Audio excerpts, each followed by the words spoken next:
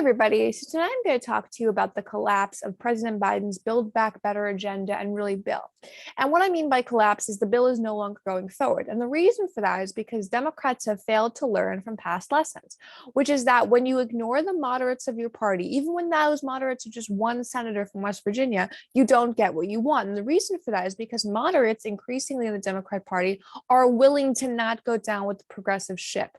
And what I mean by that is Senator Joe Manchin, a Democrat from West Virginia, is refusing to vote for Biden's Build Back Better plan. He's saying he's refusing to vote for it because he cannot get there. And what a lot of people have taken that to mean is he can't get there on the spending, he can't get there on the massive expansion of the social safety net.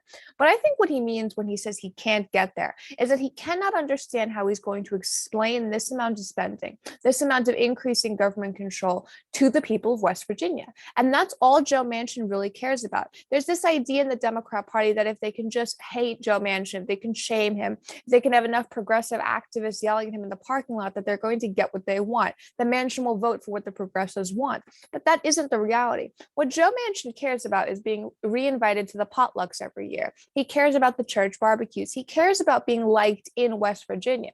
And that's something that modern Democrats in the progressive wing of the Democrat Party do not understand, because they don't care about being liked in their state. They're not worried about re-election. AOC is not worried about re-election. Nancy Pelosi in California is not worried about re-election. These people who are the leaders of the Democrat Party are not actually worried about the people in their own states liking them. Joe Manchin is. And the reason for that is because Joe Manchin wants to have a political future in West Virginia. He wants to be liked in West Virginia. He's worried about people still liking him. These other progressive Democrats are so far removed from that that they can't understand that that's where Joe Manchin's coming from. Now, originally, this Build Back a Better plan was supposed to be about $3.5 trillion. It got negotiated down to, I think, a little over $2 trillion. It passed in the House, not by massive margins, just a few votes.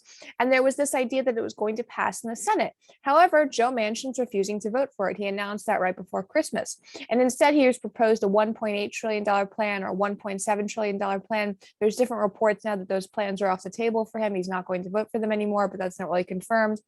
And the reasons he's given for not voting, aside from the fact that he doesn't feel like he can get there, is that he doesn't feel like there's been an accurate description to him about where the money's really going.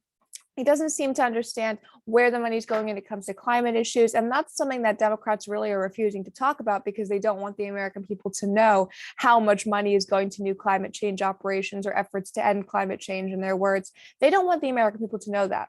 Now, aside from that, he's also not comfortable with the amount of money that's going to be earmarked for things like targeting the coal industry, because he's from West Virginia.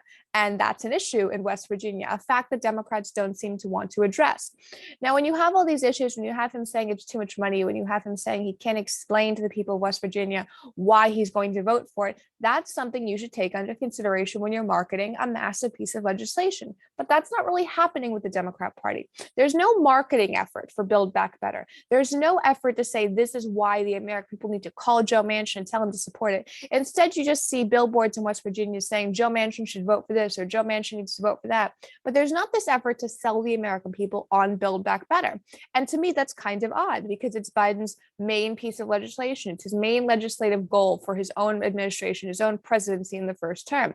So why isn't he pushing it for the American people? The reason is it's not easy to explain. It's not easy to explain why you suddenly want to create massive new government programs. It's not easy to explain why the American people will have very little oversight when it comes to seeing where this money is going to go. It's not easy to explain why we need to fund programs for more than 10 years. These are factors of the Build Back Better agenda and plan that the Biden administration knows they cannot actually explain to the American people. When Obama was trying to pass Obamacare, there was an effort to sell it to the American people. He had a marketing plan. Trump, with his tax cuts, Republicans at least were going out and selling it to the base. We're selling it to Republican voters because they knew there was no chance with Democrats. But Biden's not really doing that. And that's really been an Achilles heel for him, because not only did the Biden administration not understand what they needed to do to get Joe Manchin on board, which first of all was not passed an over $2 trillion massive social safety net expansion bill, but also they needed to actually have him be able to explain it to his own voters So when you have that factor, it's not surprising to me that the agenda has collapsed. What is surprising is that Speaker Pelosi, a Democrat from California, does not seem to want to acknowledge that it has collapsed. And it has collapsed. She keeps going out into the social media world or on Meet the Press and saying there's a pathway forward. But yet Joe Manchin, the actual senator who's saying there's no pathway forward, is not being listened to. There's this effort by the media to say there's hope for the bill, there's hope for the future, the Build Back Better agenda, and there really isn't. And the reason for that may be because if this doesn't pass, if Build Back Better doesn't pass in the Senate, it did pass in the House, what does Biden have to campaign on in 2022 for midterms? What do Democrat House candidates and Democrats in the Senate and Democrats in general have to run on? There isn't anything.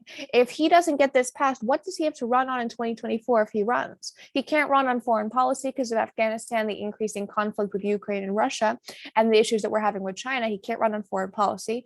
The economic recovery has not been where it needs to be. Americans are enraged over the lack of COVID tests that are available. What does Biden have to run on if he can't get this bill done? Nothing. And his administration knows that, his marketing team, his campaign team knows that, which is why they're so attached to trying to get Joe Manchin there to vote for this bill. But Joe Manchin's not going to do it. And the reason why is because Joe Manchin does not need Joe Biden. Joe Biden needs Joe Manchin.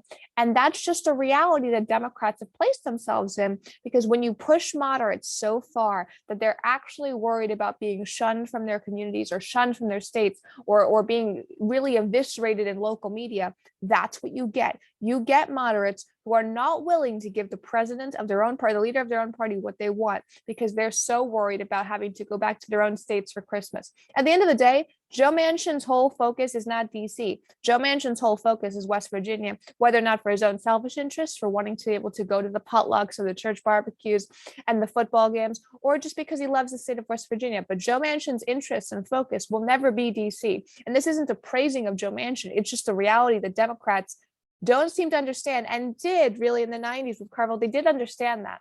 But now they think that the reality for Democrats, the focus for Democrats, is always trending on Twitter. That's really an afterthought for a lot. And that seems to be something they have to really take a look at going forward. And if you want to learn more about the Build Back Better agenda, because this is not me giving you a synopsis of it, this is not me evaluating it as a bill, make sure to go Google it and look at it so you can make up your own decisions about it, your own opinions, but understand that it's something that is not only difficult to market to the American people, but something that doesn't seem like the president who's pushing it even wants to market to the American people. Thank you.